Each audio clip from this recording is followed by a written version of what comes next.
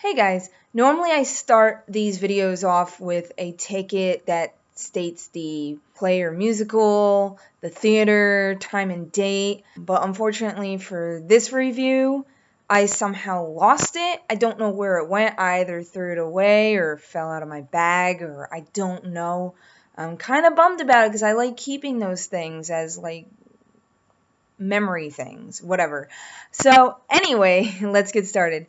So on August 5th, 7:30 p.m., I saw Be More Chill at the Pershing Square Signature Center. And it is the musical that somehow gained a large cult following. It's music and lyrics done by Joe Iconis and book by Joe Trax, and George Salazar, one of the stars, is heavily involved with this show too. This musical is it takes place in high school. It's sci-fi based. It's basically about this nerdy kid named Jeremy here, and he's just a loser. He gets picked on. He only has like one friend. His name is Michael Mel, but he's in love with this one girl named Christine. He wants to be cool to her. Like, he's just so enamored. He has such a huge crush. He wants to ditch his loser side and just become a cool guy.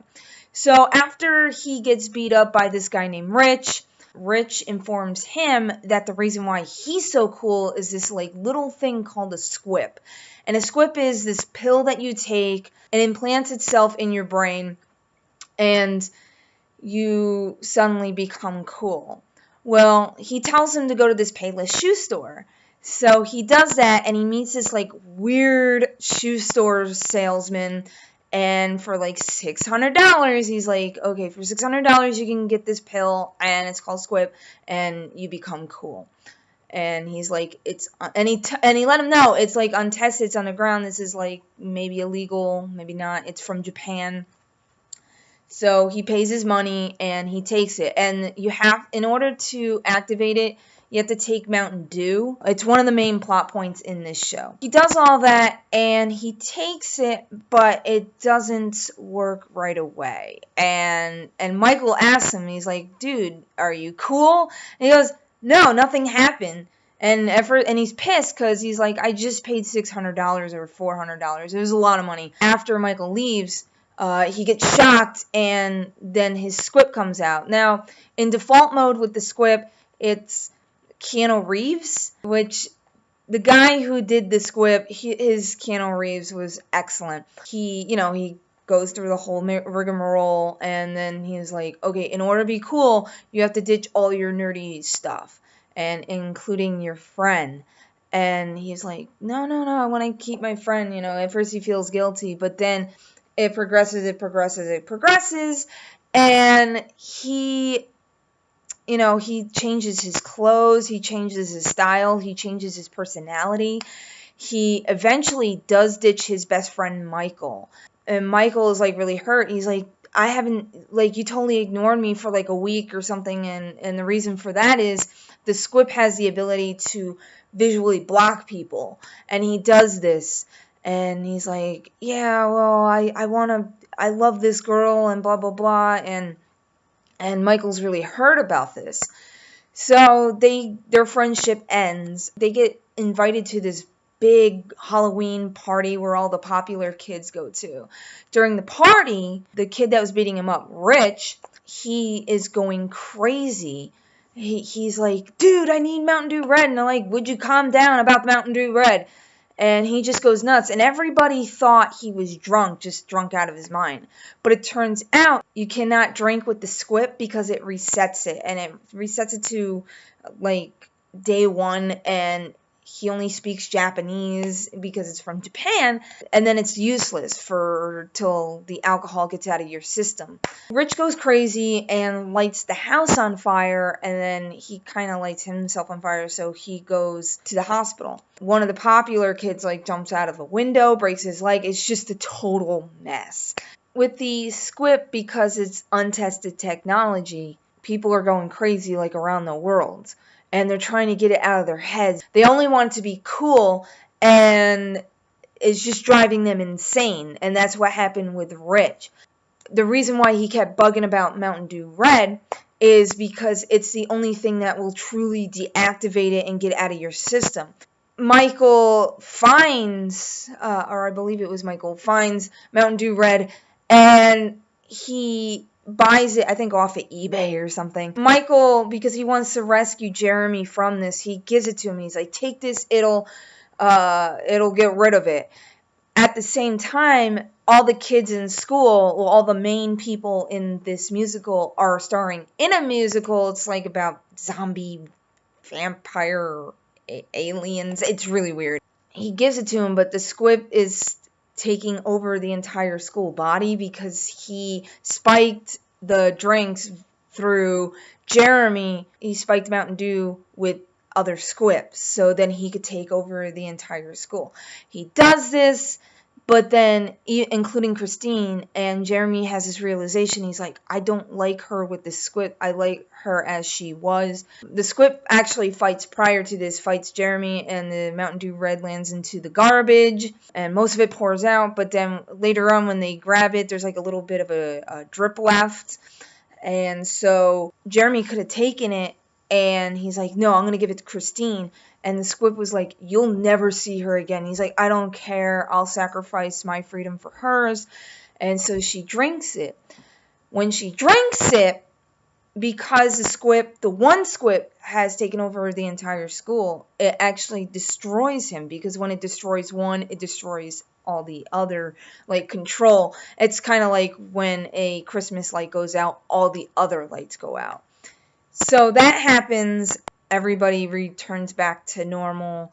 Eventually, Rich comes out of the hospital, and he's like, hey, man, blah, blah, blah, sorry. And then Jeremy gets the girl, and the end. So that's the basic plot. There's a lot more that happens in the story. The cast, they were really good. But the standouts for me was Gerard Canonico, Stephanie Sue, and Jason Tam.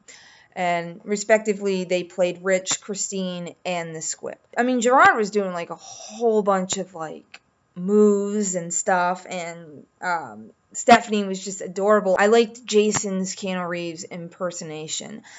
And also, George Salazar was really good. His voice was one of the best in the show. Like, everyone was good, but like every time he sang, like, the songs were really good. And the rest of the cast, you had Caitlin Carlson as Chloe Valentine. I actually liked her outfits the best in this show. And also Stephanie's as Christine's. Hers was really cool. You had Lauren Marcus as Brooke Lost. Will Rowland of Dear Evan Hansen fame as Jeremy Here. You had George Salazar as his best friend, Michael Mell. Britton Smith as Jake Dillinger. Jason Tam, of course, as the squib. And Jason Sweet Tooth Williams not only played Jeremy's dad, but also Mr. Reyes, who's like the principal or like the head of the school, and the scary stock boy. That's what they list him here in the playbill. It was like the cast was good. The music, some of it was good. Like, I can literally only remember Michael in the bathroom and the pants song.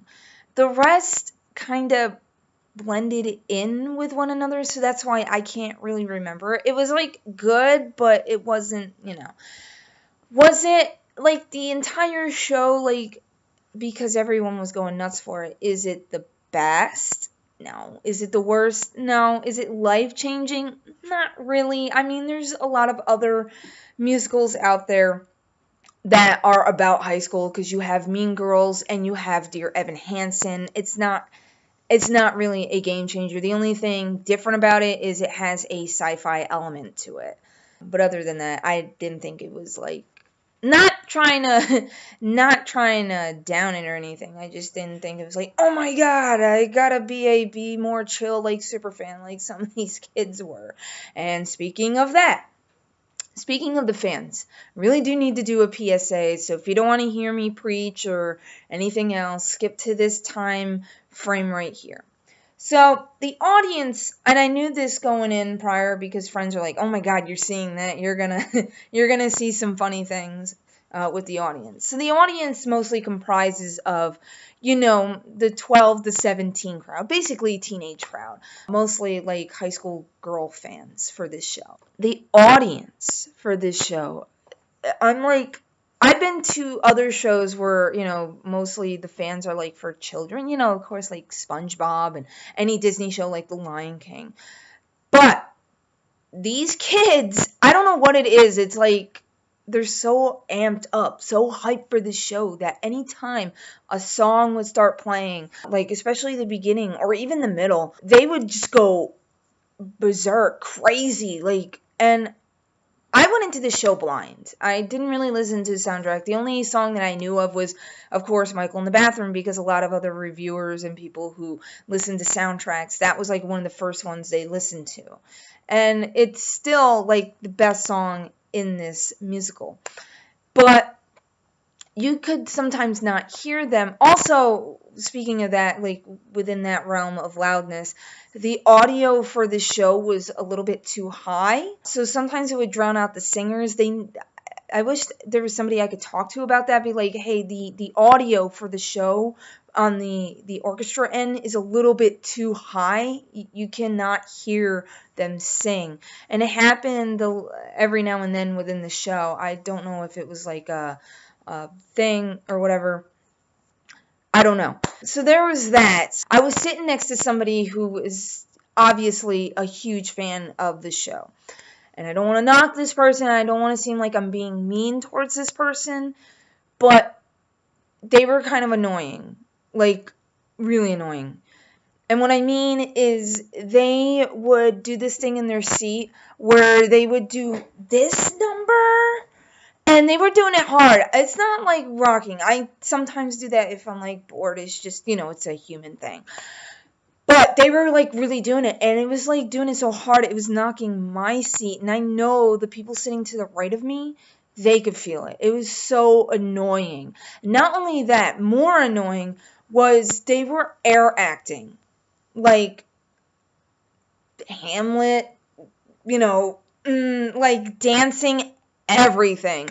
And they were air acting, like, so, for instance, whenever somebody was on stage that they really liked, like, especially George and Jeremy, they would mimic their movements. And then when the songs came on, like, dude, why? They would start singing, like, you could barely hear them, but still it was more of the acting it out. And I'm like, okay, I know we're sitting in the front mezzanine, but there's people that are sitting behind you, and there's people sitting to the side of you. And I think she was sitting with a family, and I really wished the family said something. I really wanted to say something. I really did. I just don't want to be like a show ruiner for people. And it was making me anxious. Like, I don't want to be distracted. And you have people sitting back there, and they paid money. Like, I paid money. I know I paid $70 to see this show. Like, $65, $70. Still, I paid more money than I usually, because I usually rush shows. But this one I already purchased. Anyway, there's other people sitting in the back that paid just as much money as I did, or maybe less. I don't know. They still paid money. They paid money to see people on the stage. They didn't see you doing voguing and everything else in your seat. Can you lower your hands and put them on your lap? And then you can fiddle with your lap. I do that all the time. Because I tap, but I try to, like, especially if it's like a beat and stuff, I tap my lap, but I make sure it's quiet and not distracting. And I don't know why. It's always this, I don't want to sound like that guy. I don't know why they were doing this. I don't know if they were just so enamored with the show. And what bothers me too is you'll always hear, like, especially older reviewers and people like, teenagers don't know how to act within shows. And I'm like, I've seen people 50 and above act like this. Like, not dancing, but like being really distracting in audiences. It's not an age thing. It's a personality thing. And I would like to put that out there. But I really wish, like I said before, the family that was with her or friends, whatever, would be like, dude, can you take it from a level 1,000 to level 10? Just a little bit. And then she was doing other noises, and I'm like, I'm going insane. Like, and it's making me anxious, and that's not right. I get loving a show. I love SpongeBob. I love Groundhog Day, but you don't act like that. Okay, I just wanted to get that out of the way. Other than the audience interaction, I'm kind of doing this a little bit backwards. The set was really cool. Actually, the set design for this was one of the best I've ever seen for a show. And it kind of had these like three wall surroundings, and I'll show a picture right here because my description of it right now is really crap. But they had like high school stuff and Jeremy's bedroom. And did anyone notice that his computer had Steven Universe on it? I was like, oh. I thought that was cool. Because I've seen sets where they're really simple, and there's nothing wrong with that, but this one was like really elaborate. And then, of course, the Halloween party and everything else. And also, like, whenever the squib appeared in his mind, you had the things projected on these little wall things. And also, too, when the projections turned off and they had like lights on the side, you could see different computer parts. And I thought that was really cool. I thought that really connected with this is about a computer program, if you know what I mean. Overall, I mean, I like the show. If I could rate it, it would probably be like an 80 or an 85 out of 100. The reason why it's a little bit lower than some of the other people's is every show that I have been seeing, except for a couple, have been doing this thing, and I've been noticing it in TV shows and movies also. Dabbing. I hate dabbing. It's so cringy. I hate it so much. It makes me feel so uncomfortable. I don't know why. Everybody and their mom is doing it. I didn't realize it came from my era of high school, but apparently it did. And I wish it would just stay in the early 2000s. Like, please make that go away. Nobody looks cool, ever. I don't know why people think they look cool or awesome. You don't. You look like an idiot. Sorry for the other mini rant. As for the stage door, I was worried about the stage door. Just because of my experience with the audience. Because I was worried about people screaming and hollering. And I did notice before going into the show that there was a lot of security guards. A lot more than some even more popular shows and main Broadway shows that I've been at. I mean, of course, there's always like 2 or 3 guards. This one had like 10. And I wish I was exaggerating. I'm not. So I was like, oh, great. Because when you see that, like, the crowds are going to be insane. But luckily, when I stage door, because I was thinking about it, I was like, I don't know, it's 10:30, whatever. And I'm tired. And I just want to go to sleep. But I want to do this. I like getting my stuff signed by the people who are involved with these productions. And so I just got in line for the stage door. And it was basically around these, like 4 doors. And so I stuck around with this really super nice family. They were probably one of the nicest people I ever met. I wish I got their names, but I don't. All I know is they flew out from California and they were celebrating their 14 or 15-year-old daughter's birthday, which, by the way, that is an awesome birthday present. I was talking to the mom and I was like, yeah, I'm here to meet like Gerard and Stephanie because I really enjoy their work. I really enjoy their voices. I really enjoy their acting. And especially Gerard because, he was Freddy in Groundhog Day. So the mom was like, okay, I got you. And she did, because, like, when they came out, she's like, oh, go get your autograph. And she, like, kind of pushed me up in front, because I'm really short. And so she she's like, she made the daughter move out of the way, which I felt really guilty, because that was, like, her birthday present. I wasn't there for photos, and I let them know. I'm like, I'm not getting selfies this time. I'm only getting autographs. So I did, and everybody came out. And I was so happy to finally get Gerard's, because every time I went to Groundhog Day, he either left real early, like as soon as the show ended, or he wasn't there and he had like a replacement at the time for Freddy. It was Jordan Grubb, like as his understudy, who's in SpongeBob, by the way. So there's that connection. So I got everybody's signature, like all the main people who were in the show.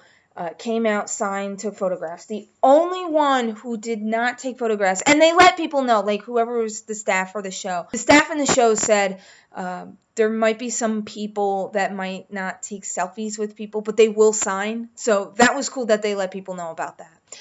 And the only one who really didn't was Will Rowland, because like I said before, he just came out of Dear Evan Hansen. He's like really popular. Everybody and their mom loves him.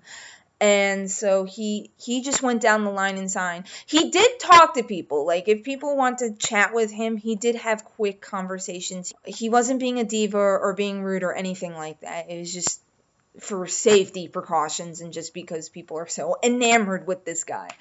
But, I got to talk to Gerard, and I told him how much I miss Groundhog Day, and I love him as Freddy, and he misses the show too. And I got to talk to Stephanie. I was like, hey, and I do like her, even though, like, if you read my tweets or anything, I was like, oh, Joy. But I really do like her as Joy in The Path that unfortunately got canceled. I was like, sorry about that. She goes, it happens. She's like, thank you, because, Joy was, like, the ploy to Ethan, if anyone ever watched The Path. So, the stage dooring was actually fine. I mean, people were getting their pictures. It was crowded, but it wasn't, like, insane. Like, you always hear these horror stories, especially when, who was it? Brendan Urie was in Kinky Boots, or with Ben Platt and Dear Evan Hansen. Like, people just lose their minds. That wasn't, or with the people I was with, that wasn't happening. And I'm so grateful when people are actually cool during stage door, because, people tend to forget, the audience also helps with the stage dooring. So that's all I want to say about Be More Chill. I believe all the tickets for this are sold out. It is playing until September 23rd or something like that. If you can find a ticket and this is your type of thing, go see it. It's an interesting concept. If you can't, then sorry, maybe somebody will be nice and give you a ticket, or they'll sell you their ticket. I don't know. All I know is it's sold out. Thank you for watching. Bye.